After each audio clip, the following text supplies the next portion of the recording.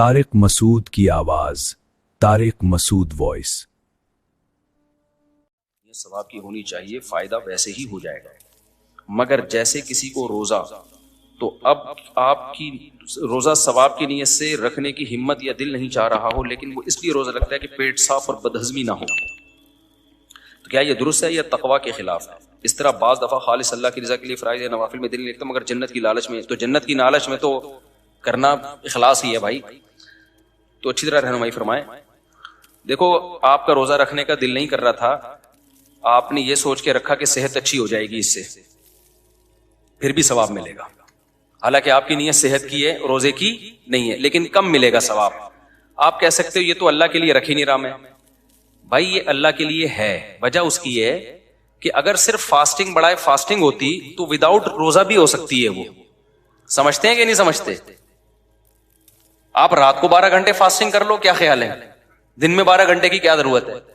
پھر صبح سحری کا 1 گھونٹ پانی پینے کی کیا ضرورت ہے؟ پھر افطاری میں کھجور کھانے کی، کیونکہ جب آپ روزہ رکھو گے نا تو ان تمام لوازمات کے ساتھ رکھو گے۔ صبح سحری میں آپ کو اٹھنا پڑے گا، نہیں بھی اٹھے چلو رات کو کھانا کھا کے نیت کر کے سو گئے تو افطاری تو ہوگی نا۔ اور دوسرا، آپ پر شریعت کا حکم لاگو ہوگا کہ عام فاسٹنگ جب آپ کر رہے ہوتے ہو خالی صحت کے لیے، اس میں بیچ میں آپ کی نیت خراب ہو گئی، آپ نے چائے پی لی، تو نہ گناہ ملے گا آپ کو اور نہ اس کی قضا واجب ہوگی آپ کے اوپر۔ یہاں جب آپ نے فاسٹنگ کی ہے تو تمام شرعی احکام آپ کی طرف متوجہ ہو جائیں گے۔ اب بیچ میں ڈاکٹر نے کہا کہ کوئی فائدہ نہیں ہے روزہ رکھنے کا، آپ کی تو پہلی کولیسٹرول آپ میں ختم ہو چکا ہے، تو اب یہ کہہ کے آپ روزہ توڑو گے نہیں، چونکہ میں نے تو صحت کے لیے روزہ رکھا تھا، تو اب چونکہ اب کوئی ڈاکٹر کہہ رہے ہیں آپ فاسٹنگ توڑ دو، تو آپ کہو گے بھائی روزہ کیا ہے، وہ میرے لیے توڑنا بلا ضرورت جائز نہیں ہے، اس کو کمپلیٹ کرنا پڑے گا۔ دوسری بات، یہ اگر توڑ دیا تو بعد میں قضا رکھنی پڑے گی۔ تو اس سے پتہ چلتا ہے کہ آپ کے پاس صحت بنانے کے 2 آپشن تھے، ایک روزہ رکھے اور ایک روزہ رکھے بغیر۔ آپ نے کہا روزہ چونکہ عبادت ہے تو چلو اس بہانے عبادت کر لو، تو ایک اچھے راستے کا انتخاب یہ بھی کیا ہے؟ نیکی ہے۔ نہیں آئی کھوپڑی شریف میں بات، بھئی یہ بھی تو ایک نیکی ہے نا۔ اس کی مثال ایسے ہے، نبی صلی اللہ علیہ وسلم نے فرمایا کوئی شخص اپنی زوجہ سے اپنی خواہش پوری کرتا ہے اس پہ بھی ثواب ملتا ہے۔ صحابہ نے کہا یا رسول اللہ وہ تو اپنی خواہش کے لیے کر رہا ہے، تو آپ نے فرمایا وہ غلط طریقے سے بھی تو خواہش پوری کر سکتا تھا زنا کر کے۔ اس نے خواہش کے لیے 2 آپشن تھے اس کے پاس، آسان آپشن زنا تھا۔ آسان آپشن کیا تھا؟ کوئی خرچہ نہیں ہوتا، 1 دفعہ کا ہوتا ہے۔ یہاں آپشن کیا ہے؟ پورا سسرال جہیز میں مل رہا ہے آپ کو، کیا خیال ہے بھائی؟ مل گیا، بلکہ پروگرام بڑھ گیا، برباد ہو گیا، سالے ملے، زندگی کی ٹینشن۔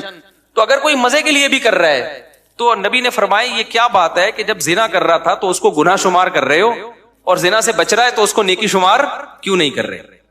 تو اس لیے کوئی بھی عبادت کی جائے نا، اگر وہ دنیا کے لیے بھی ہے لیکن آپ کے پاس دوسرا آپشن بھی تھا، اس برے آپشن کو چھوڑ کر آپ عبادت والے آپشن کی طرف آتے ہو تو بھی ثواب ملتا ہے۔ ہاں یہ ضرور ہے، اس کو کہتے ہیں عمل مشوب، فقہ کی اصطلاح میں عمل مشوب کا مطلب وہ عمل جس میں اللہ بھی ہے اور اللہ کا غیر بھی ہے۔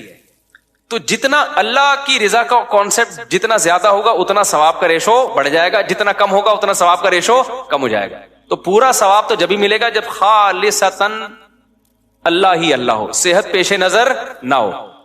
لیکن ایسا نہیں ہے کہ آپ صحت کے لیے رکھ رہے ہو تو ہے تو چونکہ روزہ ہی نہ، وہ پورا روزہ کے شرعی احکام تو آ گئے نا آپ کی طرف، تو ثواب بہرحال روزے کا پھر بھی ملے گا۔ اس کی ایک اور آسان مثال دیتا ہوں۔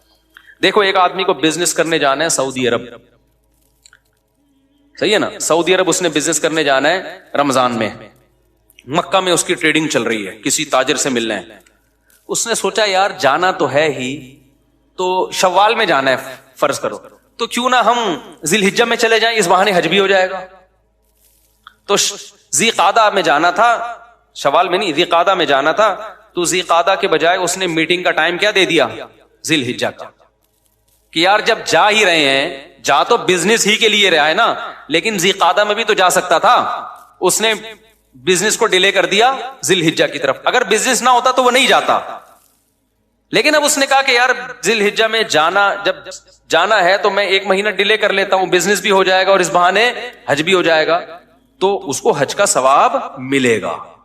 کوئی یہ نہیں کہہ سکتا ابے تیرا اگر بزنس نہ ہوتا تو تو آتا ہو، کہو نہیں میں تو نہیں آتا، تو بھائی تو بزنس کے لیے آیا ہے. بھائی بزنس کے لیے میں ذی القعدہ میں بھی آ سکتا تھا، میں نے ذی الحجہ کا انتخاب اس لیے کیا کہ بزنس کے بہانے حج بھی ہو جائے. سمجھتے ہو کہ نہیں سمجھتے ہو؟ تو اس لیے نیکی کر لیا کرو کسی بھی بہانے میرے بھائی. اور ویسے بھی صحت کے عنوان سے بھی روزہ رکھو گے نا، تھوڑے دنوں میں روزے کی عادت پڑ جائے گی، نیت بھی سیٹ ہو جائے گی. پھر بچوں کو لالچ دے دے کے نیکیاں کرائی جاتی ہیں کہ نہیں کرائی جاتی؟ حضرت عبداللہ ابن مبارک رحمہ اللہ تعالیٰ کے والد کتنے بڑے بزرگ محدث تھے عبداللہ ابن مبارک. ان کے والد ان سے کہتے تھے کہ ایک شعر یاد کر لو عربی کا، 1 درہم دوں گا. یہ ان کو بڑا ادیب بنانا چاہتے تھے تاکہ قرآن حدیث پہ ان کو عبور ہو، کیونکہ عربی میں ہے نا یہ علوم. آج کل کے جو اسکالر ہے نا، عربی کا ککھ بھی نہیں آتا، عربی کا ان کو ککھ بھی بولو نہیں آتا، اور وہ بڑے بڑے اسکالر بنے ہوئے ہیں. تو مدارس میں 2 سال تو صرف عربی سکھائی جاتی ہے پہلے. تو عبداللہ بن مبارک کے والد چاہتے تھے میرا بیٹا ادیب عربی میں عبور حاصل ہو تاکہ وہ قرآن و سنت کو اچھی طرح سے سمجھ سکے. تو اب بچوں کو لالچ دی جاتی تھی کہ 1 درہم دوں گا، ایک شعر یاد کر لو. اب عبداللہ بن مبارک کس چکر میں شعر یاد کر رہے تھے؟ پیسوں کے لیے. تو ثواب تو بڑھ گیا نا، کیا خیال؟ لیکن ابا نے کیا سوچا، ابے کسی بھی بہانے بھائی تو کر لے. جب قرآن جب آئے گا نا، جب عربی آئے گی اور حدیثوں کا مطلب سمجھ میں آئے گا تو اخلاص بھی خود بخود پیدا ہو جائے گا. اسی وجہ سے عبداللہ بن مبارک فرماتے ہیں کہ میں نے علم دنیا کے لیے حاصل کیا لیکن علم میں میرے دل سے دنیا نکال دی. نہیں یہی بات، جب حاصل ہوا تو مجھے لگا کہ یہ دنیا دل لگانے کی جگہ نہیں. کہہ رہے نیت تو شروع میں ابا پیسے دے کے شعر یاد کرواتے تھے نا، تو وہ تو اس چکر میں شعر یاد کرتے تھے کہ پیسے ملیں گے، چیز کھائیں گے بازار سے لے کے، کوئی بھی اس زمانے میں کوئی بھی گول گپے یا کوئی بھی چیز ہوتی ہوگی اس زمانے کا، گولا گنڈا جو بھی اس زمانے میں ہوتا ہوگا. یہ نہیں ہوتا تھا تبھی تو اتنے بڑے بن گئے، اگر گولے گنڈے کھاتے تو کہاں بنتے ہوتے. خیر، تو کہتے ہیں ہم نے دنیا کے لیے کیا، لیکن جب علم آیا نا تو علم ہی نے ہمیں سمجھایا کہ یہ دنیا کے لیے حاصل کرنے کی چیز نہیں ہے، یہ تو اللہ سے ملاتی ہے. تو اس علم نے اخلاص پیدا کر دیا. سمجھتے ہو کہ نہیں سمجھتے ہو؟ تو اس لیے بھائی نیکی کرو، نیت کو ٹھیک کرنے کی کوشش کرو، اپنی نیت کے چکر میں عمل نہ چھوڑو. آج کل جو صوفی بنتے ہیں نا، وہ کیا کرتے ہیں، پہلے نیک عمل نہیں ہو رہا ہوتا ان سے، پھر جب نیک عمل کرتے ہیں شیطان آ کے وسوسے ڈالتا ہے. ابے تو تو اس چکر میں یہ کام کر رہا ہے، ابے تو تو تہجد اس لیے پڑھ رہا ہے کہ تیرا وہاں رشتہ نہیں ہو رہا، اس چکر میں تو دعائیں مانگ رہا ہے. ابے بھائی کسی بھی چکر میں، چرس پینے سے پہلے کچھ سوچتے ہو کہ کس چکر میں پی رہا ہوں؟ لگایا سٹا اور عادت خراب. تو اچھی عادت ڈالنے کے لیے، اپنے آپ کو موٹیویٹ کرنے کے لیے جو بھی ہو رہا ہے نا، سرے 10 عمل کی عادت ڈالو. عادت پڑ جائے گی، پھر نیتیں ٹھیک کرتے رہو بیٹھ کے. نہیں آئی میرا خیال ہے، عادت پڑ جائے ایک دفعہ، نیتیں پھر ٹھیک ہوتی نہیں. نیت کا ٹھیک کرنا آسان ہے، نیت صحیح ہو، عادت ڈالنا بڑا مشکل ہے. دیکھو نیتیں کتنی اچھی ہیں، میں حج کروں گا اللہ کے لیے، کر لو. کر لے گا کیا؟ خالی کرنے سے تھوڑی ہوتا ہے، کرے گا تو پتہ چلے گا. پہلے مرے گا، بعد میں جنت میں جائے گا.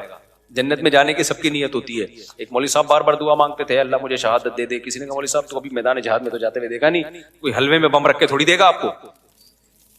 تو کسی بھی طرح سے نا اچھے عمل کی عادت ہوتی ہے، ڈال دو یار، اپنے آپ کو موٹیویٹ کیا کرو. اور میں تو اپنی بات بتاؤں، میں اپنے آپ کو اچھے عمل پہ موٹیویٹ کرنے کے لیے آخرت کے ساتھ دنیا کا بھی بہت سہارا لیتا ہوں. دنیا کا بھی بہت، کیا یار عادت پڑے عمل کی.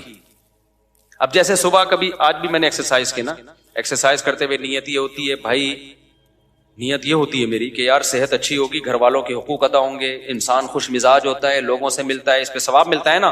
تو میں سمجھتا ہوں مجھے دوڑنے کے ہر چکر پہ کیا ملتا ہے؟ ثواب ملتا ہے. تو شیطان بیچ میں کہتا ہے بیٹا اتنا بھی نیک نہیں ہے تو اس لیے بھی کر رہا ہے تاکہ دنیا کی لذتیں بھی حاصل ہوں. تو میں کہتا ہوں، میں شیطان سے بولتا ہوں ہاں ہوں، تو تیرے کو کیا تکلیف ہو رہی ہے؟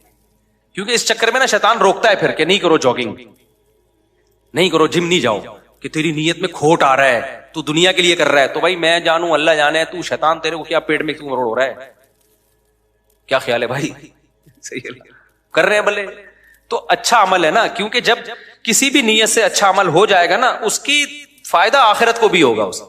اب دیکھو اگر ہماری دنیا کی بھی نیت ہو کہ یار میری صحت اس لیے اچھی ہو تاکہ میں پراٹھے اسی طرح کھاتا رہوں صبح، ویسے یہ کوئی بہت بری نیت ہے، اتنی بھی بری نیت نہ کریں آپ.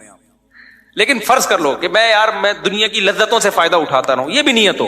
جب صحت اچھی ہوگی تو فائدہ آخرت کو بھی بہرحال ہوگا.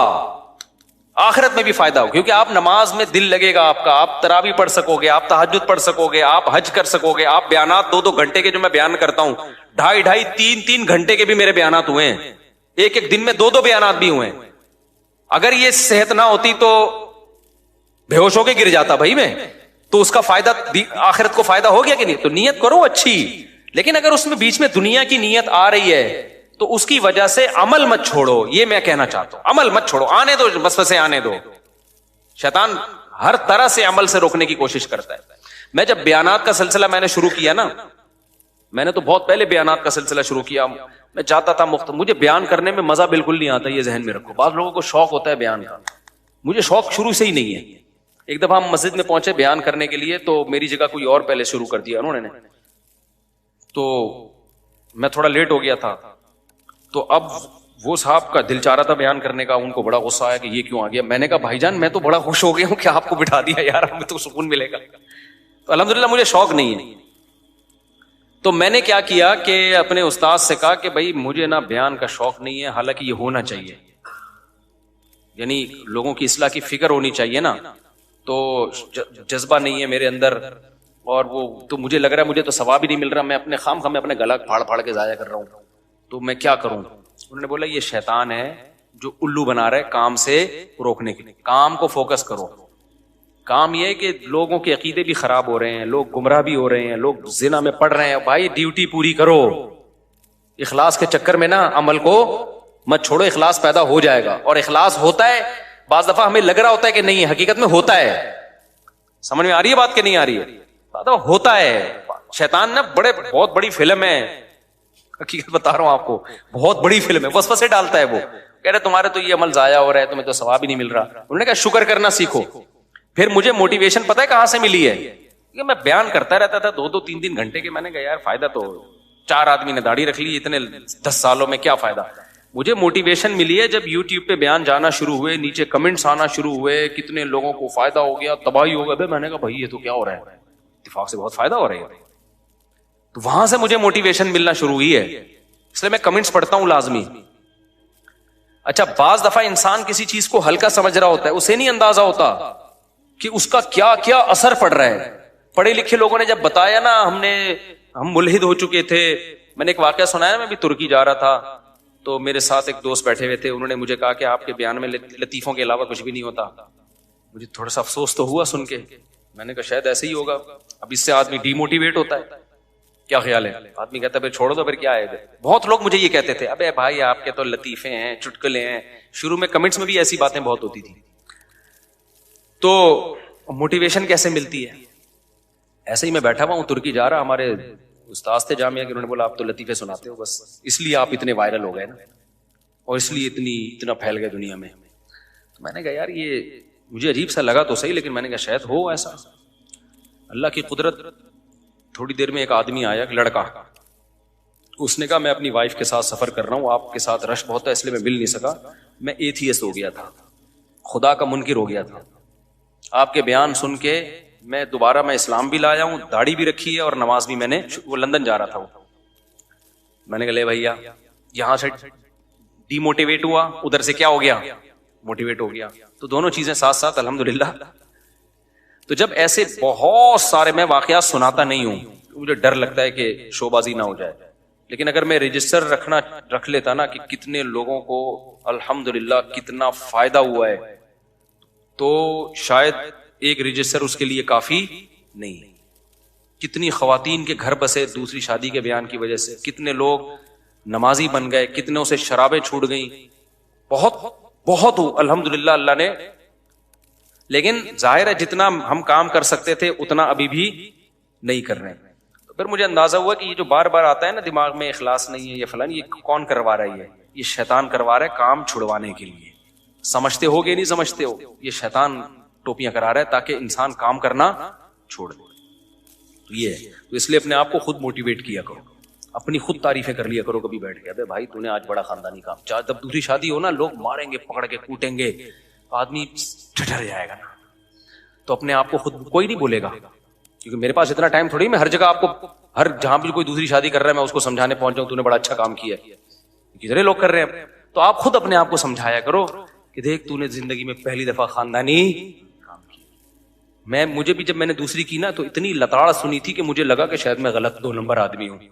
مجھے محسوس ہونے لگا تھا یہ حالانکہ میں تو اس پہ مناظرے ہوتے تھے. اتنا لوگوں نے ڈی موٹیویٹ کیا. پھر میں اکیلے میں بیٹھ کے سوچتا تھا یار میں نے شاید زندگی میں ایسا تو نہیں, میں نے پہلی دفعہ کوئی بہت ہی ڈھنگ کا کام کیا ہے. اس طرح میں اپنے آپ کو سمجھا کے نا, ورنہ میں مر جاتا ہارٹ اٹیک سے. اتنا غم ہو رہا تھا مجھے دوسری شادی کا, سمجھ میں نہیں آ رہا تھا خوشی ہو رہی ہے کہ غم ہونا چاہیے اس موقع پہ. کبھی سوچتا تھا میری شادی ہوئی ہے تو لڈو اور موبائل دیکھتا تھا میسجز کے ادھر ادھر, ہر آدمی کا منہ لٹکا ہوا, تو پتہ نہیں عجیب کنفیوژن والی حساب کتاب. اور ایسے ہی لوگ دوسری کر کے آ رہے ہوتے ہیں میرے پاس. ابھی ایک مولوی صاحب آئے, اتنے غمزدہ, پھوٹ پھوٹ کے رونے والی کیفیت ہو رہی تھی. کہہ رہے میں نے بیوہ سے شادی کی ہے, پتہ نہیں کیا کر لیا میں نے, اتنی لتاڑ رہے ہیں لوگ. تو مجھے بڑا ترس آیا, بڑی مشکل سے میں نے آنسو رو کے اس کے چہرہ دیکھ کے میں نے کہا, مجھے لگ رہا تھا میں نے اس کو کہا نا مبارک ہو, تو یہ اٹھا کے تھپڑ نہ لگا دیں. تھپڑ نہ لگا. ایک نے تو دوسری کی نا, اتنی ٹینشن میں آیا. میں نے کہا مزید کا ارادہ, کہہ رہے بھاڑ میں جائیں 4 شادیاں, یہ اس کے الفاظ تھے. کہہ رہے بھاڑ میں گئیں 4 شادیاں. تو ایسے موقع پہ آپ اپنے آپ کو خود کیا کرتے ہیں, موٹیویٹ. دیکھو غلط نہیں ہے اس میں, غلط کیا ہے. بہرحال یہ بڑی لمبی کہانی ہے, کبھی آپ کر کے آئیں تو پھر میں انشاءاللہ آپ کو تھپکی دوں گا. تو میں نے اس مولوی صاحب سے کہا, میں نے کہا یار, کہہ رہے مجھے لگ رہا ہے میں کوئی گناہگار ہوں, میں نے غلط کیا ہے. حالانکہ بیوہ سے اس کے یتیم بچے بھی پال رہا ہے یار ایک آدمی. کہہ رہے مجھے لگ رہا ہے میں غلط کیا. واقعی اس کو لگ رہا تھا, اس کے چہرے سے لگ رہا تھا یہ شرمندہ ہے. تو میں نے ان سے کہا, میں نے کہا اللہ کی قسم شاید زندگی میں آپ نے اگر کوئی نیکی کی ہے نا تو پہلی دفعہ یہ ایک نیکی کا کام کیا ہے. میں نے کہا اس پہ گھبرانا بالکل بھی آپ نے نہیں ہے, ایک ہی کام کیا ہے آپ نے اور اسی پہ آپ کو شرمندگی ہو رہی ہے. میں نے کہا نماز تو سارے مولوی پڑھتے ہیں یار, داڑھی والے.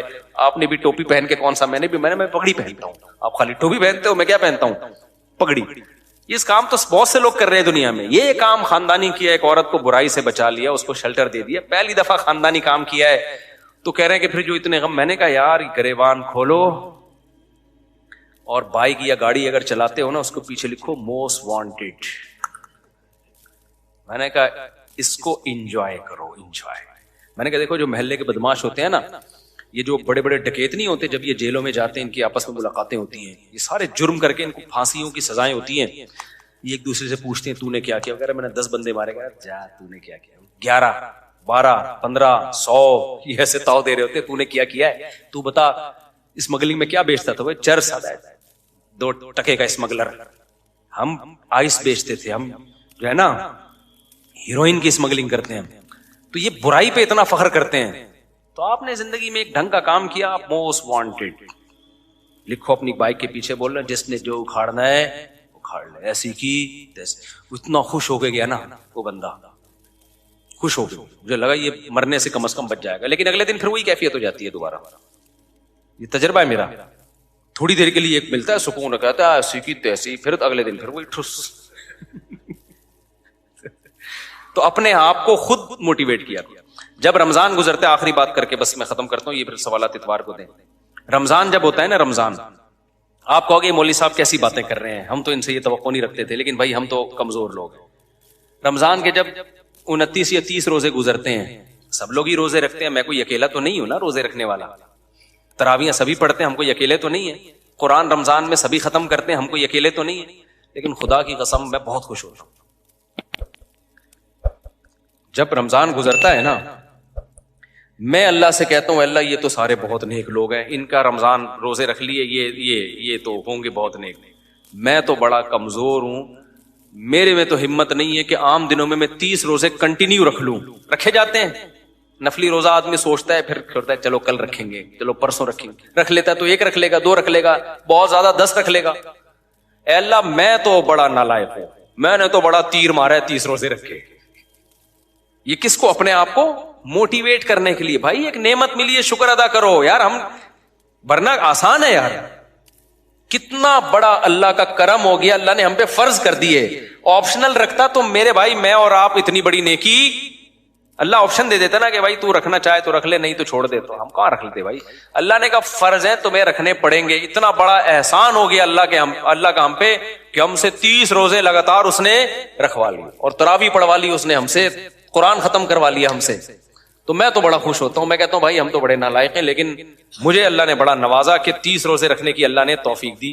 اسی وجہ سے جب چاند گزرتا ہے تو لوگ رو رہے ہوتے ہیں, ہائے ہائے رمضان جا رہا ہے. ہم خوش ہوتے ہیں کہ یار اللہ میاں نے 30 روزے رکھوا کے اب ہمیں چھٹی دے دی, اب کھاؤ پیو. تو جب اللہ چھٹی دے دے گا ہم چھٹی پہ خوش ہوں گے, جب روزہ کہے گا تو ہم کیا رکھیں گے؟ کیا ہو گیا بھائی جان؟ بھائی عید کی خوشی ہے تو جو اللہ کہہ رہا ہے وہ کرو. اللہ کہہ رہا ہے عید کو خوشی مناؤ, تو پھر کیا ہے؟ پھر خوشی ہے. اور خوشی کس بات کی ہے؟ کہ اللہ نے تمہیں 30 روزے رکھنے کی توفیق دی, جو فرض تھا وہ ادا ہو گیا. اب وہ فرض تم نے ذمہ داری پوری کر لی ہے.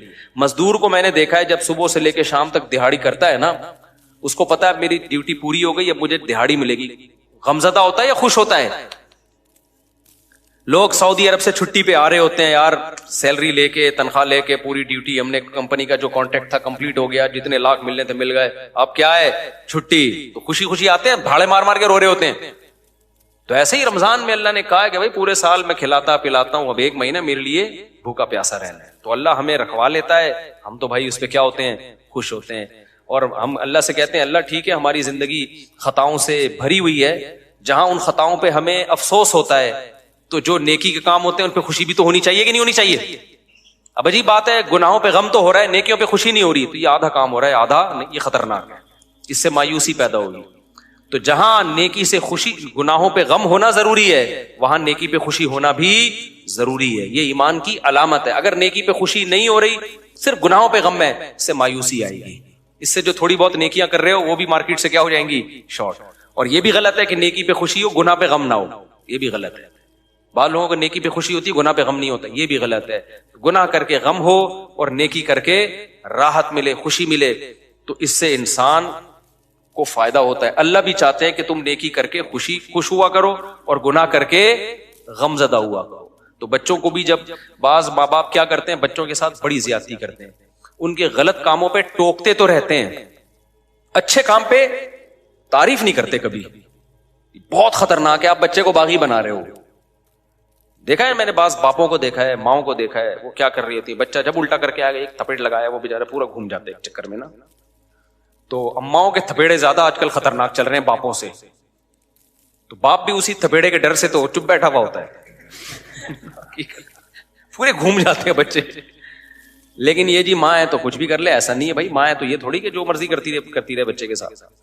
تو اس کی برائیوں پہ اس کو ڈانٹا جا رہا ہوتا ہے, اچھائیوں پہ اس کو اپریشیٹ نہیں کیا جا رہا ہوتا. تو یہ غلط ہے بھائی. نبی صلی اللہ علیہ وسلم سے ہمیں دونوں چیزیں ملتی ہیں. اور یہ جو ہے نا کہ کسی کے منہ پہ تعریف نہیں کرنی چاہیے, یہ وہ والی تعریف ہے جو مکھن لگانے کے لیے ہو یا جس سے سامنے والے کے بگڑنے کا اندیشہ ہو.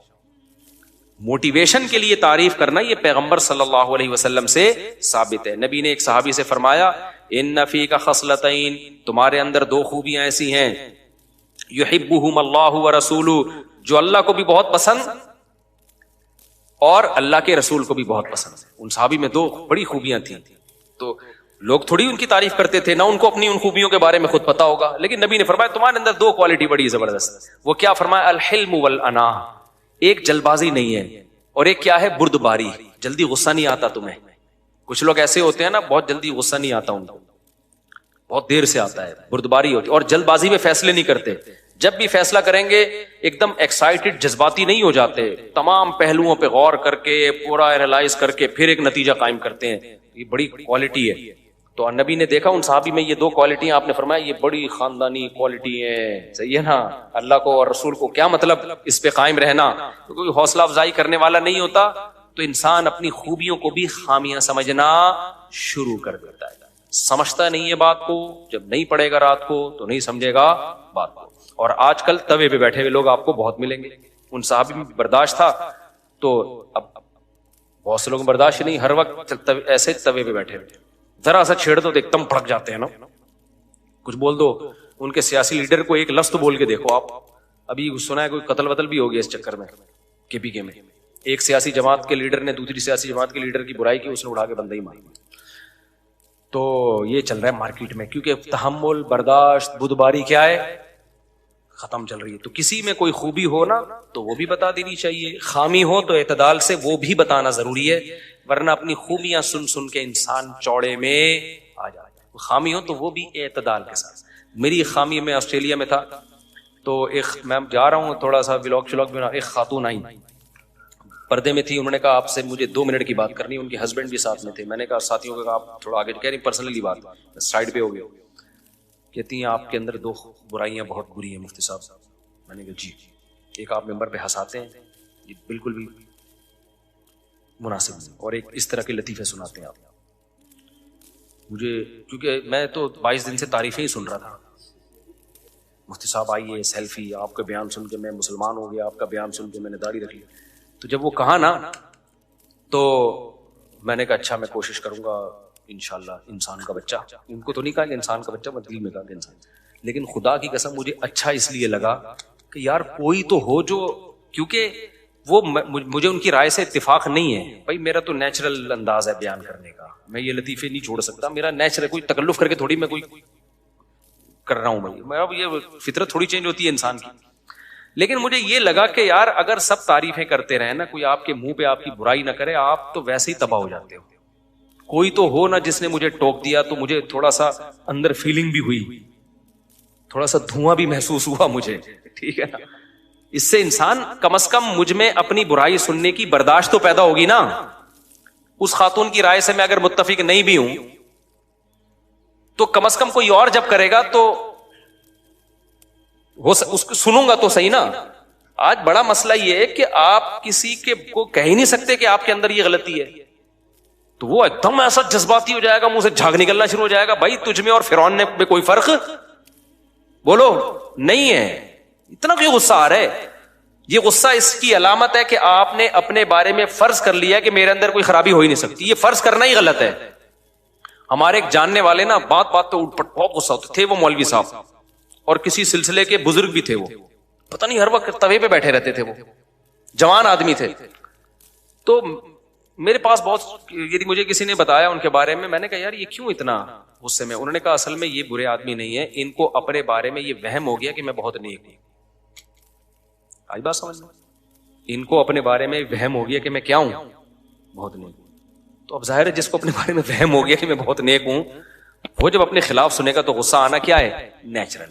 تو اپنے بارے میں وہم ہوتا کیوں ہے؟ بولو بھائی ہم تمہارے جیسے نارمل ہیں, ہم کوئی بہت بڑی پہنچی ہوئی فلم نہیں. میں نے کبھی اپنے گھر کے بارے میں دعویٰ کیا کہ میرے گھر میں بہت سکون ہے اور میں 4 شادیاں کر کے بہت کامیاب لائف ہے, لوگوں آ جاؤ تم بھی اس راستے کی طرف؟ کبھی میں نے دعویٰ کیا یہ؟ کیونکہ میں نے دیکھا ہے 2-3 شادیوں والے نا بتا رہے ہوتے ہیں ابے مفتی صاحب ہم نے تو ایسا رکھا ہے ماشاءاللہ, بہنوں کی طرح رہتی ہیں, ہمارے گھر میں کوئی جھگڑا نہیں ہوتا, اور یہ ہوتا ہے اور وہ ہوتا ہے فلانا. میں نے کہا بھائی آپ کیا, آپ مریخ سے آئے ہوئے ہوں گے, ہم تو بھائی نارمل عام انسانوں کی طرح کے کیا ہیں, بولو انسان. لوگ مجھے کہتے ہیں آپ کی 4 شادیاں کامیاب ہو گئیں, تجربہ کیسا رہا؟ اب آپ بتاؤ 2 کرنی چاہیے, کامیاب ہو گئی. میں نے کہا کامیابی کا مفہوم کیا ہے آپ کے ذہن میں؟ کامیابی کا مفہوم اگر یہ ہے کہ کوئی کسی قسم کی ٹینشن ہی نہیں ہے, تو میں نے کہا یہ تو جنت میں ہی ہوگی, یہ دنیا میں نہیں ہو سکتا, یہ نہیں ہو سکتا دنیا میں. اور اگر کامیابی کا یہ مفہوم ہے کہ میں کر کے پچھتا رہا ہوں, پچھتا نہیں رہا, تو میں نہیں پچھتا رہا, چاہے جتنی بھی ٹینشن ہو. کیا خیال ہے؟ جیسے کوئی ایک شادی کرے اور ٹینشن ہی ٹینشن ہو, تو وہ کیا کہے گا بھائی یہ والی غلط ہو گئی, یہی کہے گا نا, یہ تھوڑی کہے گا کہ ایک شادی نہیں کرنی چاہیے. تو اگر کسی کی 4 شادیاں بھی غلط ہو گئیں تو بھائی اس سے اسلام کا فلسفہ تھوڑی غلط ہو جائے گا, اس سے یہی ہوگا. تبھی یہ جو لوگوں کے یہاں طلاقیں ہوتی ہیں نا, میں ان سے بدگمان نہیں ہوتا.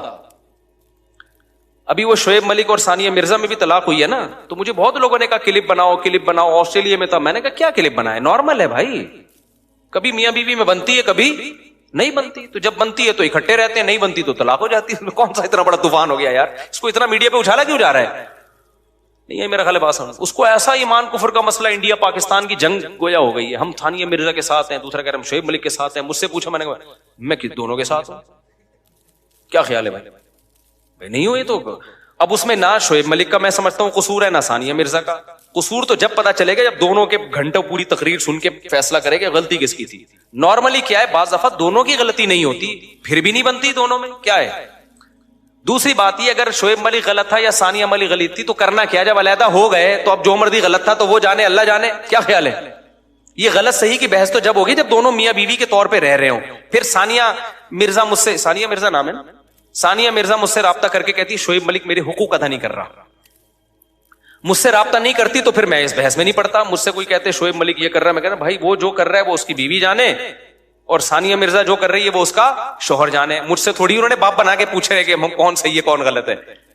کتنی بھی کمپلین میاں بیوی کی آئے نا، بولو ان کا پرسنل معاملہ ہے. جب یہ ہمارے پاس فیصلہ لائیں گے پھر ہم فیصلہ کریں گے. جب تک میرے پاس نہیں ہے تو وہ میاں بیوی بھائی تو جو مرضی کرے، یہ ہمارا ہیڈک بولو نا، ان کا پرسنل معاملہ ہے.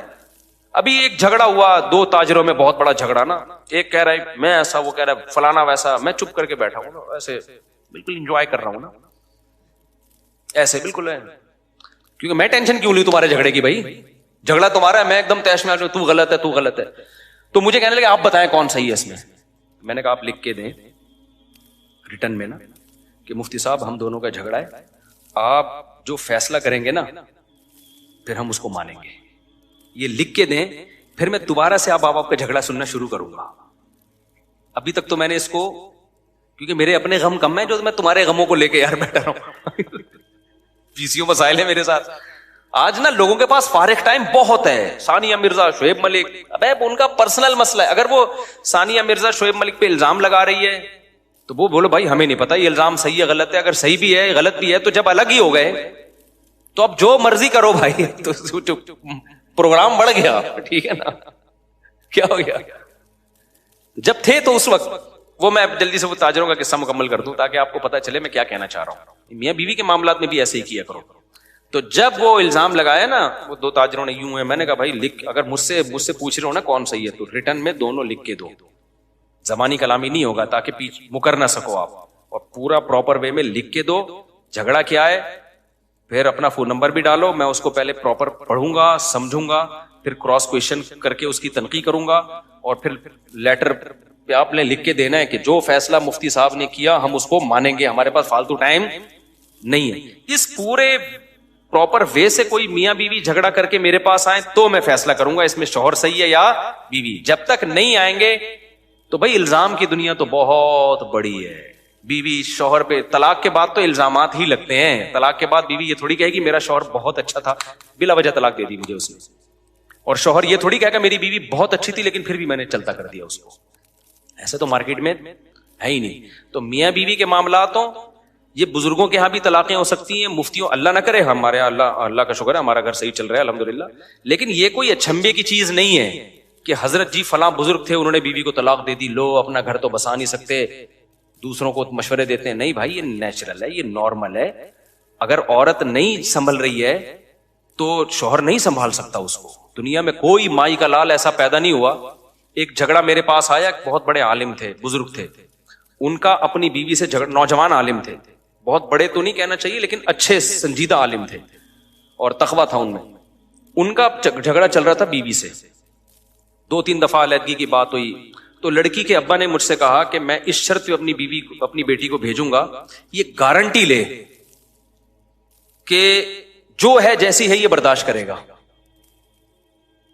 تو میں نے کہا دیکھیں یہ بات تو میں نہیں کر سکتا اس سے کہ گارنٹی لے. تو کیونکہ جو ہے جیسی ہے کہ اس کا مطلب تو بہت مفہوم بہت وسیع ہو جائے گا نا. یہ تو کچھ بھی کرتی رہے بیٹھ کے، کہیں نہ کہیں کسی کو پابند ہونا پڑے گا. میں نے کہا یہ تو مطالبہ ہی غلط ہے آپ کا، اس کو بھی کچھ شرائط اور اس کو بھی کچھ شرائط پہ آنا پڑے گا. نہ ہم عورت کو یہ مشورہ دیں گے کہ میاں جو ہے جیسا ہے برداشت ہی کرنا ہے، نہ ہم مرد کو مشورہ دیں گے کہ جو ہے جیسی ہے. یہ کہنے کی باتیں ہوتی ہیں، پریکٹیکل لائف میں اس کا وجود نہیں ہوتا. تو اس لیے گھروں میں بھائی ہم تو کبھی الٹا ہم نے دعویٰ ہی نہیں کیا ہے کہ جو ہے نا وہ پتہ نہیں کون سی دنیا میں بھائی جب 2 شادیاں ہوتی ہیں طلاق کے چانسز کم ہونے کے بجائے بڑھتے ہیں، اس میں 3 میں اور بڑھتے ہیں، 4 میں اور بڑھتے ہیں. سمجھتے ہو کیونکہ جھگڑوں کا امکان میرے نہیں ہے الحمدللہ، اللہ کا فضل ہے، لیکن بڑھ سکتے ہیں. اللہ نہ کرے کبھی بھی بڑھے، امید بھی نہیں ہے انشاءاللہ، لیکن سب کچھ ہو سکتا ہے بھائی. ہم اسی دنیا میں رہتے ہیں، روٹی کھاتے ہیں، غصہ بھی آتا ہے. کیا خیال ہے میں بھی غلط ہو سکتا ہوں، گھر میں بھی کوئی غلط ہو سکتا ہے. میں نے کوئی گارنٹی لی کہ میرے اوپر مہر لگ گئی ہے قیامت تک میں نیک ہی رہوں گا؟ کسی کا کوئی بھروسہ نہیں ہے بھائی دنیا میں. تو آپ اسلام کا فلسفہ پیش کرو. اسلام میں 4 شادیاں ہیں عورتوں کا گھر بسانے کے لیے. اسلام غلط نہیں ہو سکتا. میں غلط ہو سکتا ہوں بھائی, سمجھتے ہو کہ نہیں سمجھتے؟ میں غلط صحیح بھی ہو سکتا ہوں, ایسا نہیں کہ غلط ہو. آپ غلط ہو سکتے ہو, صحیح بھی ہو سکتا ہوں, میں غلط بھی ہو سکتا ہوں. تو ہم اپنی بات کر ہی نہیں رہے ہیں, ہم کس کی بات کر رہے ہیں؟ اسلام کی بات. تو میرا بھی گھر میں جھگڑا بھی ہو سکتا ہے, اونچی آواز میں بات بھی ہو سکتی ہے, لڑائی بھی ہو سکتی ہے, اولاد بھی بگڑ سکتی ہے. اللہ نہ بچائے اس اولادوں کو بگڑنے سے. کل اللہ نہ کرے کوئی بچہ بگڑ گیا, لوگ کہیں گے دیکھو 16 بچے تھے, یہ ہوتا ہے 1 بگڑ گیا, 2 بگڑ گئے. اللہ نہ کرے بگڑے بھائی, یہ نیچرل ہے نا. بچوں کا آپ تربیت کی فکر کرتے ہیں, 100% تربیت کی گارنٹی کوئی بھی نہیں لے سکتا. وہ 1 میں بھی بگڑنے کا چانس ہے, 2 میں بھی چانس ہے. تو یہ سب چیزیں نیچرل ہیں. تو انسان کے بچے بن کے زندگی گزارو. بہت بڑے بڑے دعوے کرنے کی قطعاً ضرورت نہیں ہے, نارمل رہو. مولانا شفیع تھانوی کا ملفوظ یاد رکھو, وہ فرماتے تھے لوگ میرے پاس آتے ہیں بزرگ بننے کے لیے, میں کہتا ہوں انسان بن جاؤ بس کافی ہے. تو انسان نارملی ہوتے ہیں, دوڑتے بھی ہیں, چلتے بھی ہیں, ان کو غم بھی ہوتا ہے, ان کو خوشی بھی ہوتی ہے.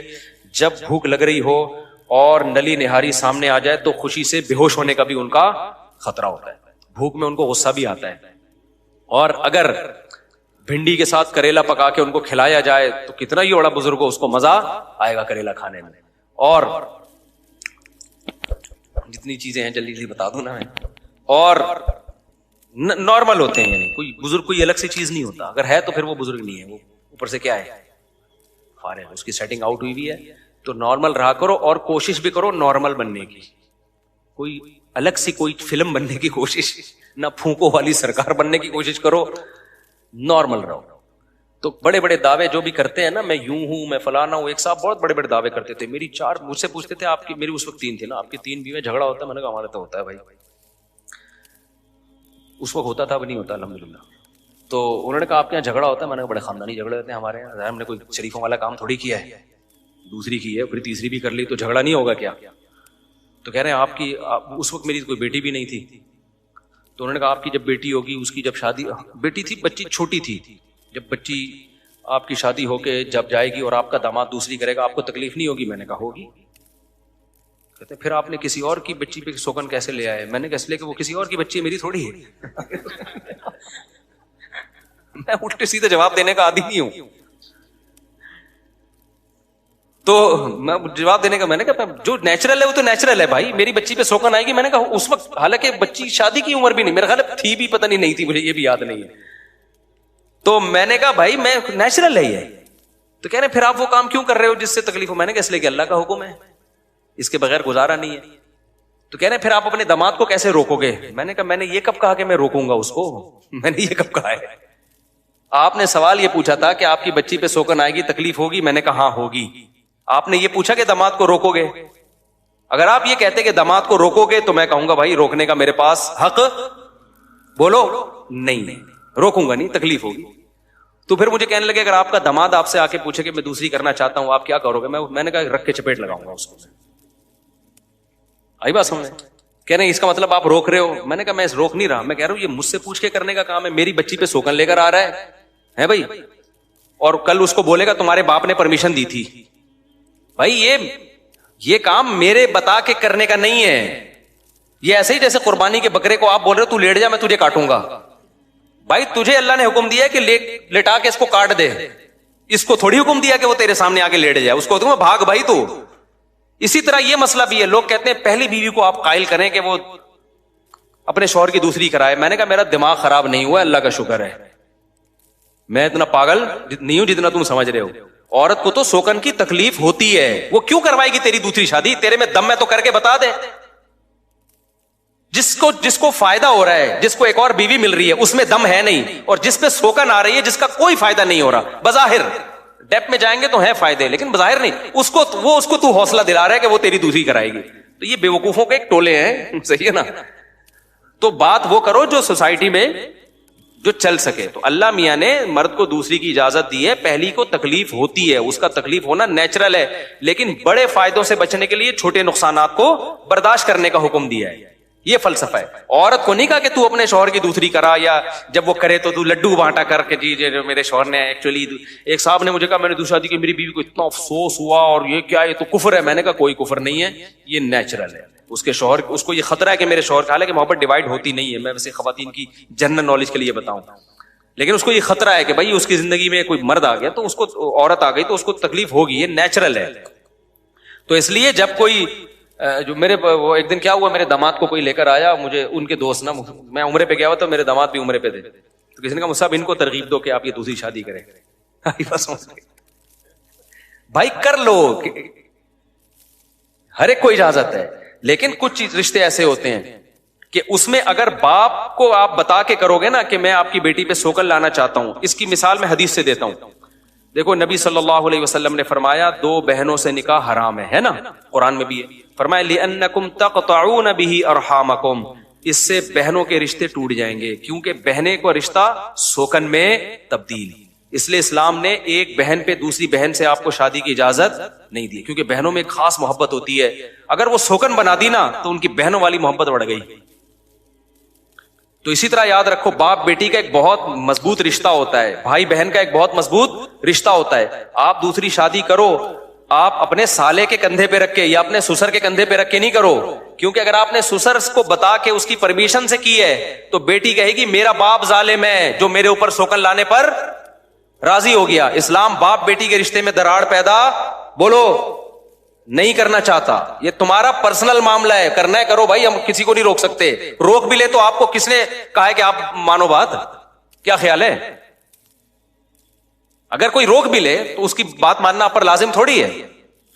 تو یہ نہیں ہے بے وقوفوں کی طرح کہ جی میرے بہنوں ہی نے مجھے اجازت دی ہے ایک اور شادی کرو, یا میرے سسر نے اجازت دی ہے. بھائی ان سے اجازت لینے کی ضرورت ہی نہیں, ان کو بتاؤ بھی نہیں, ان کا حق بنتا ہے ناراض ہونے کا.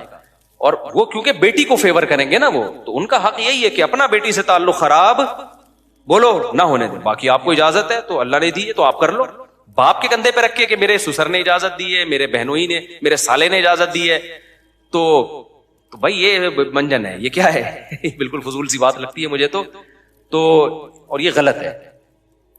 ہاں کوئی اپنے سسر کو پرمیشن اس کو بتا دے ایک الگ بات ہے, وہ آپس کا کوئی تعلق ہو یا کوئی بچے میں کوئی خامی ہو تو اس بیس پہ کر رہا ہو ایک الگ بات ہے, لیکن یہ غلط ہے.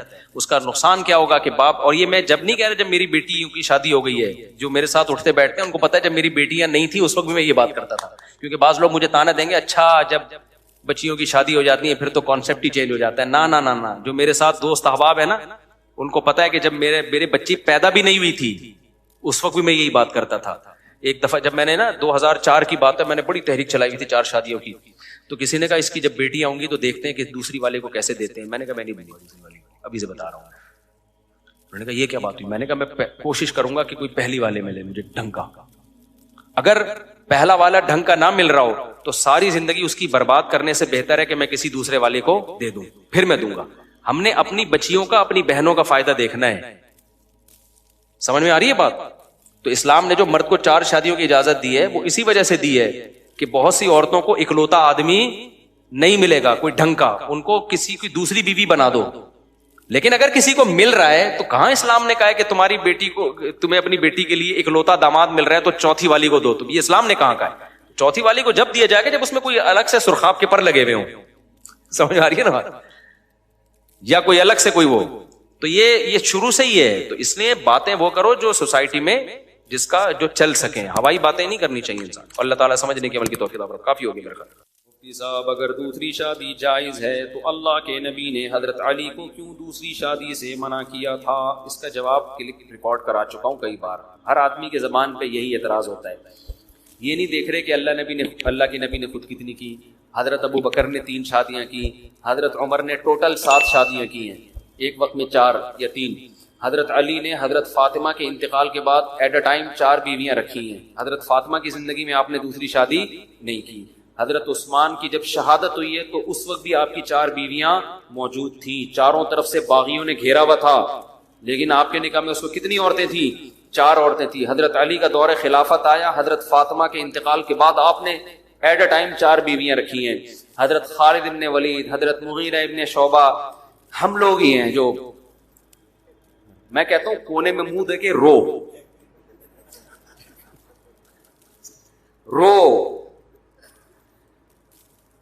تو باقی نبی نے حضرت علی کو منع کیا.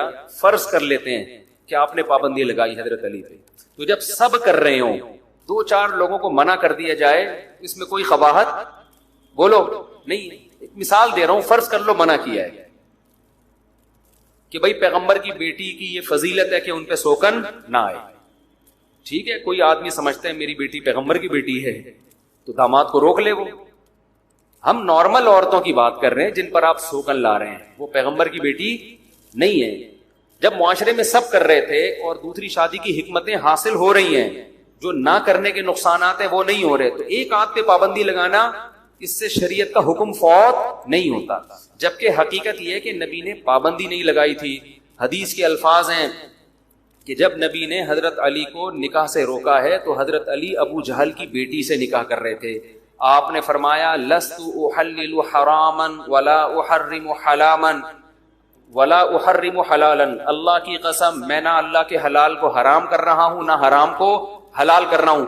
لیکن لا یجتمع بنت عدو اللہ وبنت رسول اللہ فی بیت واحد, لیکن اللہ کی قسم اللہ کے دشمن کی بیٹی اور نبی کی بیٹی ایک گھر میں جمع نہیں ہو سکتے.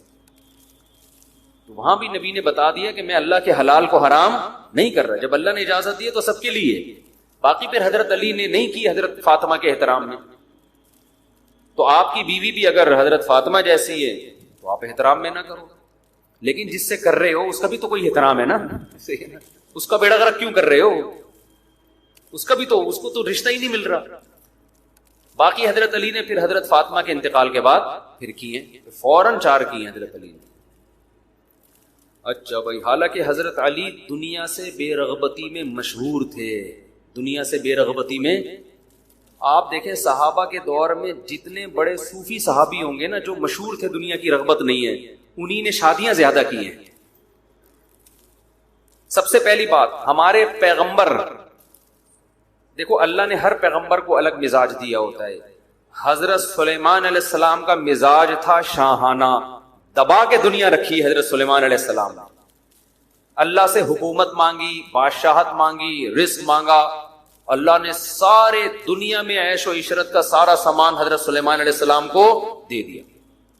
ایسا تخت, ایسا تاج, ایسا خوبصورت تخت, محل ایسا خاندانی شاہی محل بنوایا کہ ملکہ سبا آئی ہے تو محل دیکھ کے پاگل ہو گئی, یہ کیسے بنا لیا انہوں نے اتنا خوبصورت محل. ایسے ہیرے جواہرات اس محل میں جڑے ہوئے, وہ فرش ایسا پیارا فرش تھا وہ سمجھی پانی ہے. تبھی تو کشفت عن ساقیہا, اپنے پائنچے اوپر کر لیے کہ پاؤں گیلا, وہ جو شلوار ہے یا جو بھی اظہار ہے گیلا نہ ہو جائے. اتنا عالی شان, یہ بھی لائف اسٹائل تھا کس کا, حضرت سلیمان. یہ بھی جائز ہے, اگر اس لائف اسٹائل میں آپ اللہ کی نافرمانی نہیں کرتے تو آپ لگژری لائف گزاریں, شریعت میں پابندی نہیں ہے. حضرت عثمان کا لگژری لائف تھی, بڑا پیسہ تھا. حضرت ابو بکر کے پاس بہت پیسہ. ائمہ میں امام ابو حنیفہ بڑے دولت مند تھے, آپ کے سمندر میں تجارتی جہاز چلتے تھے, بہت پیسہ تھا امام حنیفہ کے پاس.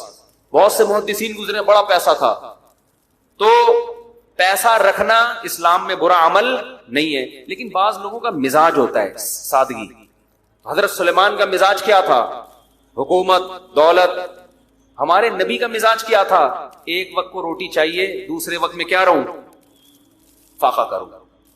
اتنی بے رغبتی دنیا سے, اتنی بے رغبت. روزے بھی آپ 24 گھنٹے کے رکھتے تھے.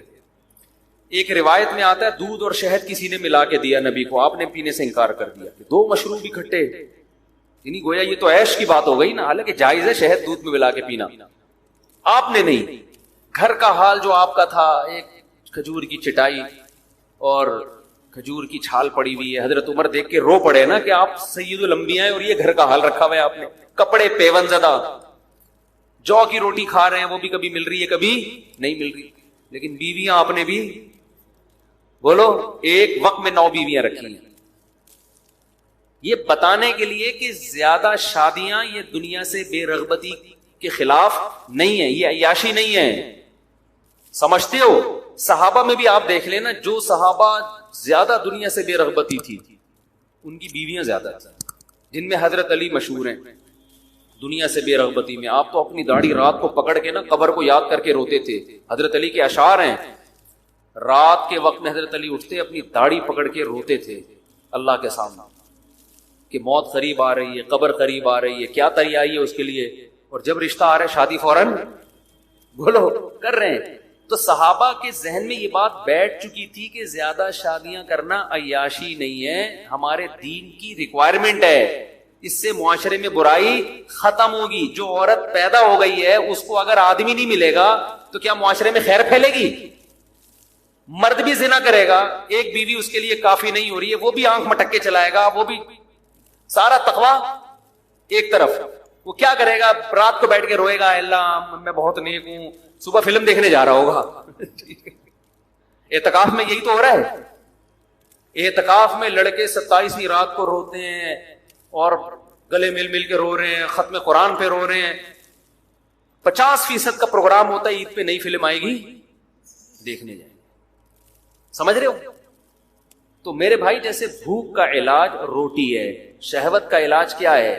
نکاح ہے. یہ باڈی کی ریکوائرمنٹ ہے. یہ بات ہم سمجھا رہے ہیں لوگوں کی کھوپڑی میں بیٹھے. لوگ سمجھتے ہیں خانقاہ میں جاؤں گا, بزرگ سے اصلاحی تعلق قائم کروں گا تو میں نیک بن جاؤں گا. وہ بھائی تیری تو جب بھوکا ہے تو تبلیغ میں نکلنے سے پیٹ بھر جائے گا تیرا؟ تو جب بھوکا ہے تو بزرگ سے تعلق سے پیٹ بھر جائے گا؟ بھوک کا علاج تو روٹی ہے نا. جو باڈی کی ریکوائرمنٹ ہے اس کو پورا کرے گا تو پیٹ بھرے گا. تو خواہش نفس پیدا ہوئی ہے عورت کے لیے, عورت میں پیدا ہوئی ہے مرد کے لیے, تو دونوں کو لیگل طریقے سے ملا دو, دونوں صحیح ہو جائیں گے, انسان کے بچے بن کے زندگی گزاریں گے. دونوں کو دور رکھو گے تو دونوں کا بیڑا غرق ہوگا, صحت کا بھی اور معاشرے کا بھی. تو اس لیے اسلام نے ترغیب دی بھائی زیادہ شادیاں کرو. آپ کہہ سکتے ہیں کہ اشکال ہوتا ہے کہ پھر تو ہر پاگل سے پاگل کر لے گا. جب اسلام تو سب کو ترغیب دے رہا ہے نا, تو سارے پاگل 4 کر کے عورتوں کا بیڑا غرق کر دیں گے. ہر آدمی تو اس بات کا لائق نہیں ہوتا نا کہ دوسری کرے تیسری کرے. بہت سے تو ایک کر کے ان کا بیڑا غرق کر دیا ہے. تو اس کا جواب یہ کہ اسلام مرد کو تو کہہ رہے 4 کرو, عورت کو تھوڑی کہہ رہے کہ کسی کی دوسری بیوی بنو, تیسری بنو, چوتھی بنو. عورت کو کہہ رہے تمہیں سمجھ میں آ رہا ہے تو بنو, ورنہ نہیں بنو. تم یک طرفہ کام ہوتا تو پھر اس میں اشکالات ہوتے. سامنے جو لڑکی کا باپ ہے وہ آپ کو پرکھے گا کہ تو اس قابل ہے کہ تو 2 بیویاں پال بھی سکتا ہے کہ نہیں سکتا, تیری آمدن کتنی ہے پہلے تو یہ بتا. کتنے لوگ آتے ہیں کہ یار ہمارا داماد دوسری کر رہا ہے, آمدن اتنی تھوڑی ہے, اس میں کم وقت ایک کو پاپے کھلا رہا ہے. ٹھیک ہے نا, تو دوسری کو کیا کھلائے گا؟ تو یہ دوسری کا باپ بھی تو پوچھے گا نا کہ ہم تجھے دوسری پہ اپنی بیٹی دے رہے ہیں, ہم آدھا میاں لے رہے ہیں, آدھا داماد ہوگا آدھا کسی اور کا ہوگا, تو آدھا داماد ہمیں مل رہا ہے تو ایک عیب ہے, تو اس کی تلافی کیسے کرے؟ لائف اسٹائل کیا ہوگا؟ تو وہ دے گا ہی نہیں. اب لوگ مجھے آ کے کہتے ہیں کہ لڑکی والوں سے کہیں کہ میں دوسری کرنا چاہتا ہوں تو وہ دوسری پہ مان جائیں. میں کہوں یہ آپ کے لیے تو ہے 4 کرو, ان کے لیے نہیں ہے. ان کو آپ اچھے لگو گے تو وہ چوتھی پہ بھی دیں گے, نہیں لگو گے تو پہلی پہ بھی نہیں دیں گے. تو یہ یک طرفہ کام نہیں ہے. شریعت نے سب کو آزاد چھوڑ دیا ہے. بھائی لڑکی کا باپ اور لڑکی فیصلہ کرے گی کہ اس کی پہلی بننا ہے. باس تو کہیں گی آپ کی پہلی بھی نہیں بننا, آپ اس قابل ہی نہیں ہو, آپ کے تو سر پہ بال ہی نہیں ہے. ایک مثال دے رہا ہوں. ایک صاحب آئے بالکل ٹنڈا ان کی, اور ٹوپی اتار کے میرے سامنے, ٹوپی بھی نہیں تھی, ایسے بالکل ایئرپورٹ بنا ہوا تھا. میری طبیعت میں تھوڑا مزاح ہے, اس میں بعض دفعہ اللہ معاف فرمائے زیادتی بھی کر دیتا ہوں. میں بار بار کہہ رہے ہیں رشتہ ہی نہیں دے رہا مجھے, بار بار نا رشتہ ہی نہیں دے رہا مفتی صاحب, کوئی وظیفہ بتا دو, کوئی دوسری کے لیے نہیں دے رہا. مجھے پھر جب زیادہ ہو گیا میری مزاح کی رکھ پڑ گئی. میں نے کہا اس پہ ایک مل گئی ہے نا, اس ڈیزائن پہ جو آپ کا ڈیزائن ہے نا, میں نے کہا اس پہ ایک مل گئی, اللہ کا شکر. اس ڈیزائن پہ کبھی دوسری نہیں ملے گی. اگر یہ ٹرینڈ ہے بھی تو چھپاؤ نا اس کو, کم از کم رشتہ لینے کے لیے جاؤ اس وقت تو چھپاؤ اس کو. تو میں نے کہا آپ کہہ رہے ہو کسی نے بندش لگا دی ہے, جادو کر دیا ہے, بڑے پیسے والے ہیں نا وہ, کہہ رہے میرے پاس پیسہ بھی ہے, میرے پاس گھر بھی ہے, رشتہ ینگ تھے بالکل. میں نے کہا اس ڈیزائن پہ میرے بھائی نہیں ملے گا آپ کو, ڈیزائن تھوڑا سا چینج کرنا پڑے گا. تو یہ لڑکی خود سوچے گی کہ یہ اس میں قابلیت ہے بھی یا یہ ایسے ہی ہے جیسے کمپنی کو ہم اجازت دے دیں بھائی جو امپلائی بھرتی کرنا چاہو کر لو, یا آپ کو میں کہہ دوں جس کمپنی میں جاب کرنا چاہو کر لو. لوگ آ رہے ہیں یار تم نے سب کو اجازت دے دی, جس کمپنی میں جاب کرنا چاہیں کر لیں. ابے یہ تو کمپنیوں کا تو بیڑا غرق ہو جائے گا, یار یہ تو چرسی ہے, یہ تو ہیروئن چاہیے. یہ اگر کسی ملٹی نیشنل کمپنی میں چلا گیا اور ایڈمن بن گیا, اس کا تو بیڑا, کمپنی کا بیڑا غرق. آپ نے کہا جس کمپنی میں چاہو جاب کر لو. میں کہوں گا جب یہ جائے گا تو کمپنی بھی تو دیکھے گی ہمارے لائق ہے یا نہیں ہے, وہ خود چیک کرے گی. وہ سمجھے گی ایڈمن بنانے کے قابل ہے تو ایڈمنسٹریشن کی کرسی میں بٹھا دے گی، وہ سمجھے گی تو چپڑاسی کے قابل ہے تو گیٹ پہ بٹھا دے گی، وہ سمجھے گی تو چپڑاسی کے قابل بھی نہیں ہے، کک آؤٹ کر دے گی، دباؤ یہاں سے۔ پھر آپ میرے پاس آؤ کہ کہو کہ آپ تو کہتے ہو جہاں چاہے جاب کرو، لیکن وہ لوگ تو مجھے ایکسیپٹ کر ہی نہیں رہے۔ میں آپ سے کہوں گا، میں آپ کو تو یہ کہوں گا جہاں چاہے جاب کرو، کمپنی کہوں گا یہ نہیں کہ جس کو چاہو رکھ لو۔ تو اسی طرح آپ 4 کریں، 3 کریں، 2 کریں، ترغیب نکلتے ہی شروع ہو جائیں آپ۔ ابھی بیان جیسے ہی ختم ہوگا جائیں، اگلا لفٹ نہیں کرائے گا آپ کو اگلا کہے گا کیوں، رکھے گا کہاں؟ دوسری کو گھر دینے کے لیے تیرے پاس کرایہ ہے، جو جس اسٹینڈرڈ کا ہوتا ہے پھر اس کا اسٹینڈرڈ اتنا ہی اونچا ہوتا ہے۔ تو اب تو ہو یہ رہا ہے کہ بہت سے لڑکی والے دینے کے لیے تیار ہیں، مرد تیار ہی نہیں ہو رہے۔ ان کو میں کہتا ہوں کہ یار تمہیں تو رشتہ بھی مل رہا ہے، تمہارے تو سر پہ بال بھی ہیں، صحیح ہے نا، تمہارے پاس گنجائش بھی ہے، تمہیں رشتہ بھی مل رہا ہے، پھر بھی نہیں کر رہے، اور دلیل یہ دیتے ہو کہ میں عیاشی نہیں کرنا چاہتا۔ یہ غلط ہے۔ آپ اگر نہیں کرو گے تو اس کا بیڑا غرق ہو جائے گا۔ یہ ہے اس کا فلسفہ جو سمجھا رہے ہیں ہم، اور سمجھاتے رہیں گے موت تک انشاءاللہ۔ میں نے دوسری شادی کی تحریک شروع کی تھی، مجھے لوگ کہتے تھے اس وقت کہ خود کر لو نا، پبلک کو کیوں الو بنا رہے ہو، تمہیں ضرورت ہے تم کر لو۔ تو میں کہتا تھا میں کر ہی پبلک کے لیے رہا ہوں، پبلک کو میں پروموٹ کروں تو میں تو شور مچاؤں گا۔ مجھے لوگ کہتے تھے یار لوگ کرتے ہیں دوسری کو، آپ اکیلے تھوڑی ہو، بس کر کے چپ کر کے اپنی زندگی گزارو، یہ کیا بیان میں اور لوگوں کو بٹھانا۔ تو میں نے ان سے کہتا تھا بھائی میں نے کی اس لیے تاکہ معاشرے میں اس کو پروموٹ کروں، تو میں تو شور مچاؤں گا نا، اگر میں چھپ کر کے کر لیتا تو پروموٹ کیسے ہوتا یہ فلسفہ، اس کو ترقی کیسے ملتی؟ تو اس وقت سے یہ سوال مجھ سے کیا جا رہا ہے کہ اگر اتنی ضروری ہے تو حضرت مفتی تقی عثمانی صاحب نے کیوں نہیں کی؟ وہ تو ظاہر ہے ہم تو ان کی خاک کے برابر بھی نہیں ہیں، ان کا علم بھی زیادہ، ان کا تجربہ بھی زیادہ، ان کا تقویٰ بھی زیادہ۔ تو میں نے اس سوال کا باقاعدہ جواب اپنی کتاب میں لکھا ہے، اور یہ عنوان قائم کیا ہے کہ اگر دوسری اتنی ضروری ہے تو حضرت نے کیوں نہیں کی۔ یہ پورا عنوان ہے، کیونکہ یہی سوال بہت زیادہ کرتے ہیں، کیونکہ ملک میں سب سے بڑے عالم وہی سمجھے جاتے ہیں نا، اس لیے لوگ ان کی مثال دیتے ہیں۔ اس کا جواب میں نے ایک واقعہ نقل کیا ہے، اس کے جواب میں نے بعض جوابات ایسے ہوتے ہیں واقعہ بتانے سے زیادہ سمجھ میں آ جاتے ہیں۔ بغداد میں ایک خاتون کسی مفتی کے پاس آئی۔ پہلے مفتیوں کو تنخواہیں سرکاری خزانے سے ملا کرتی تھیں، اب مفتیوں کو مسئلہ بتانے پہ ثواب کے علاوہ کچھ بھی نہیں ملتا، ٹھیک ہے۔ پہلے سرکاری خزانے سے، جیسے سعودی عرب میں مفتیوں کو گورنمنٹ لیول پہ تنخواہیں ملتی ہیں، تو اس لیے مفتیوں کی قدر کریں، آج کل ان کو ثواب کے علاوہ کچھ بھی نہیں ملتا، وہ اپنا ٹائم بھی دیتے ہیں، آپ کے مسائل بھی حل کرتے ہیں۔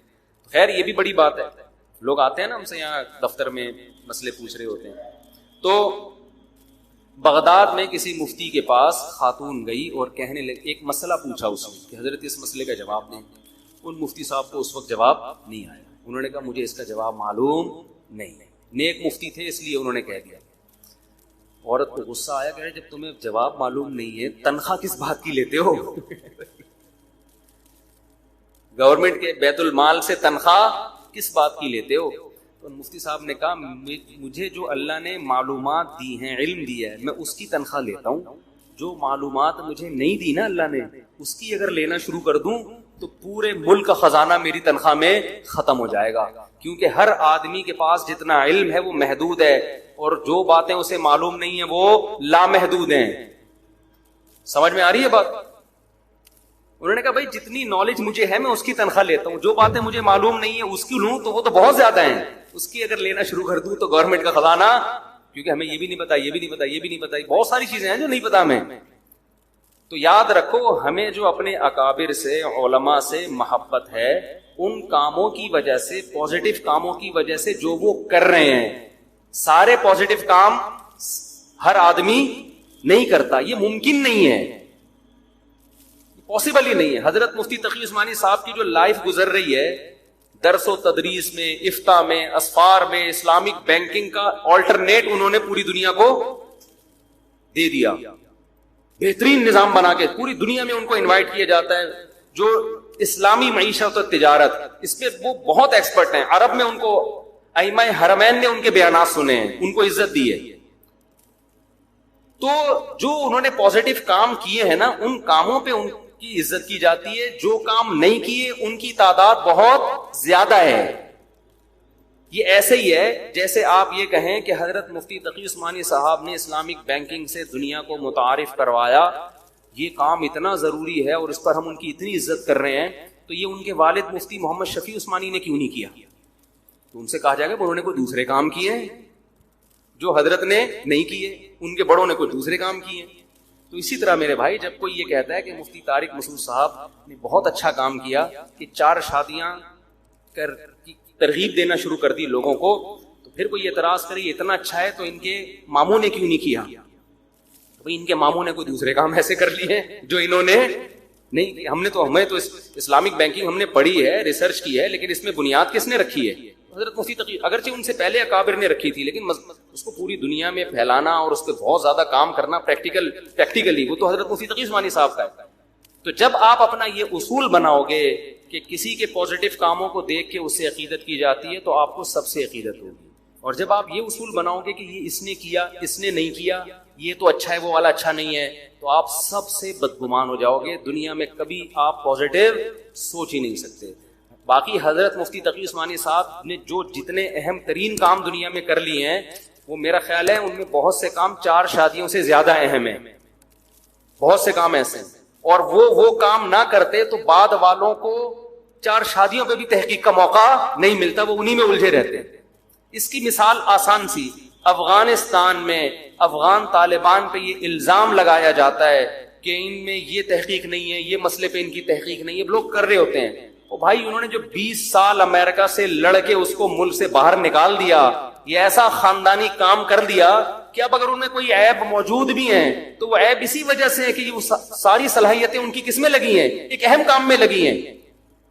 تو ظاہر ہے اس کے کچھ سائیڈ ایفیکٹ بھی ہوں گے نا، لیکن ان سائیڈ ایفیکٹ کو نہیں دیکھا جائے گا، ان کے اس کام کو دیکھا جائے گا جو وہ کرتے رہے۔ ایک آدمی پڑھتا نہیں ہے، وہ کیا کر رہا ہے؟ وہ دفاع کر رہا ہے بارڈر پہ آپ کا۔ ایک فوجی ہے جس کی بارڈر پہ تشکیل ہو گئی، وہ یار ملک حملہ کر رہا ہے، آپ نے اس کو روک کے رکھنا ہے، اس لیے اس کو نہ انگلش سیکھنے کا موقع ملا، نہ اس کو اردو سیکھنے کا موقع ملا، نہ اس کو 4 شادیوں پہ کتاب لکھنے کا موقع ملا، نہ اس کو بینکنگ کے کام کرنے کا موقع ملا۔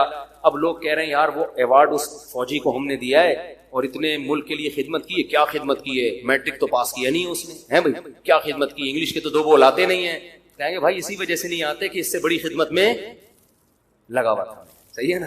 میں ملک کو بچانے کی فکر میں لگا ہوا تھا، لہذا میرا کاروبار بھی برباد، میری نالج بھی برباد، اور 4 شادیوں تو دور کی بات، میں اتنا مصروف تھا ایک بھی نہیں کر سکا۔ تو وہ بارڈر کو انہوں نے محفوظ رکھا ہوا ہے، اس لیے ہم یہاں 4 شادیاں کر بھی رہے، ترغیب بھی دے۔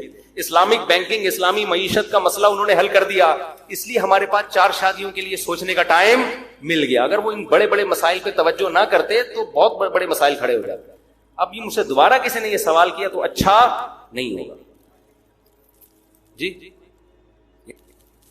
اس سے بھی بڑھ کر مجھ سے لوگ پوچھتے ہیں کہ آپ جن سے بیعت ہیں اپنے شیخ سے، جن سے ساری زندگی ہم نے سیکھا ہے، انہوں نے تو نہیں کی، آپ نے کر لی، تو آپ کا علم زیادہ ہے یا ان کا علم زیادہ ہے؟ تو اس کا بھی جواب یہ ہے کہ یار وہ اتنے مصروف ہیں، اتنی مختلف کاموں میں ان کی توجہ نہیں گئی اس طرف، وہ اتنے مصروف ہیں، وہ بڑے بڑے کاموں میں اتنے مصروف ہیں، ان کی مصروفیت کی وجہ سے تو ہمیں اس پہ سوچنے کا موقع ملا، انہوں نے ہمیں فارغ کر دیا اس کام کے لیے، سارے کام انہوں نے خود کر لیے، ہمارے پاس اب کیا تھا؟ اور یہ بھی کوئی برائی نہیں ہے، یہ اہم ترین کام ہم اگر نہ کر رہے ہوتے ہیں نا تو بیڑا غرق ہونا تھا معاشرے کا، اور ابھی بھی خطرہ ہے ہوگا بیڑا غرق، کیونکہ جس طرح سے لوگوں کو اس طرف آنا چاہیے آ نہیں رہے ہیں لوگ، اس کو لوگ سیریس لے نہیں رہے۔